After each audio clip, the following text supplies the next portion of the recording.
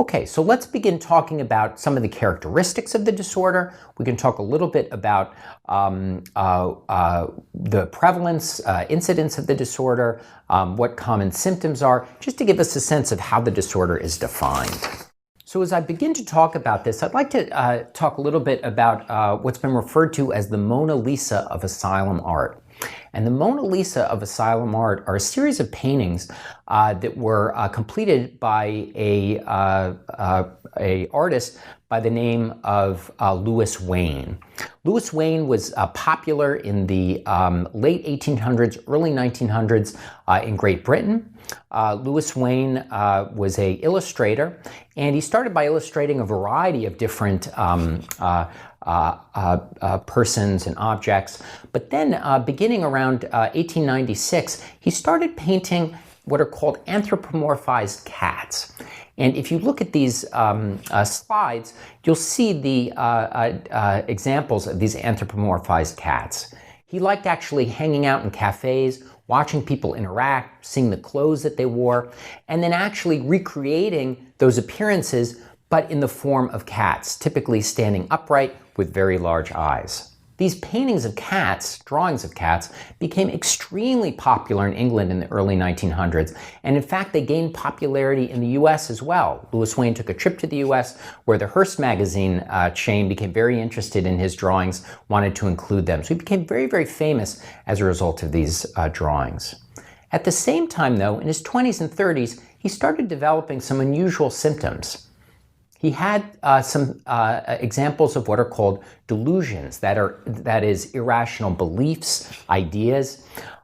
This was at the advent of the movie theater, right, the silent movies, and it was reported that he was in a movie theater and actually felt that electricity from the movie was actually being placed into his brain. He had a delusion that electricity was being placed directly from the movie into his brain, and he had to leave the theater. He had some acts of violence, and because of this behavioral agitation that he displayed, he was eventually committed to a psychiatric hospital.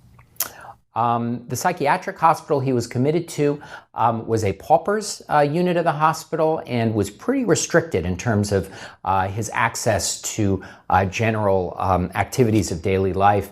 And he was so popular as a painter that the great writer H.G. Wells actually intervened to move him from his original place of treatment and move him over to Bethlehem Hospital in London, which at that time, in South London, Southwark, which at that time was the most impressive of these psychiatric hospitals in London.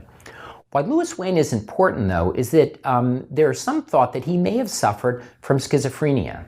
Now, there's back and forth in the literature, and some people actually have argued that he might have had Asperger's syndrome. It's unclear, but nonetheless, the symptoms he showed would be consistent in many cases with what we now think of as schizophrenia.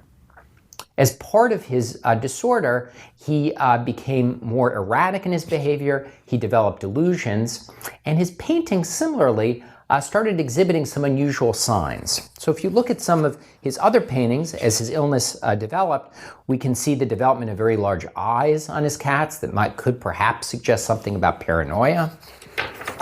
And in other drawings, he makes cats that are almost hard to recognize. It looks like almost the actual visual sort of perception of cat for him has broken down. And this illustrates a couple important points about the disorder of schizophrenia.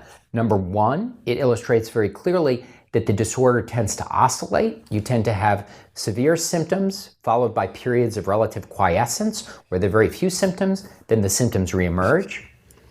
And the visual perceptual distortions we see in these drawings might suggest some cognitive dysfunction in Mr. Wain.